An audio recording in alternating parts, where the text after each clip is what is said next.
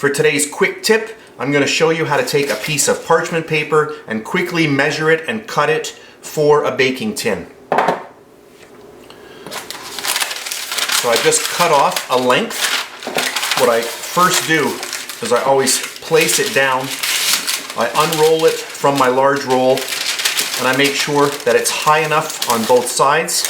So that's number one. And then just roll your parchment paper or baking paper up. Flip your baking tin upside down.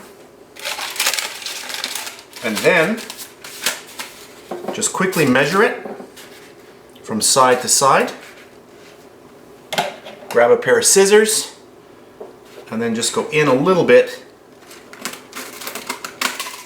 Give a little bit of a cut. Flip it over. Unroll it. And there we have it.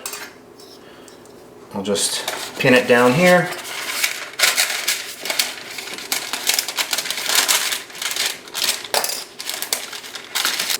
Pin it there. And there we have it. And that's your quick tip for today. Bake Like a Pro YouTube channel. And please subscribe to my Bake Like a Pro YouTube channel and also click that notification bell to be alerted every time I upload a brand new video.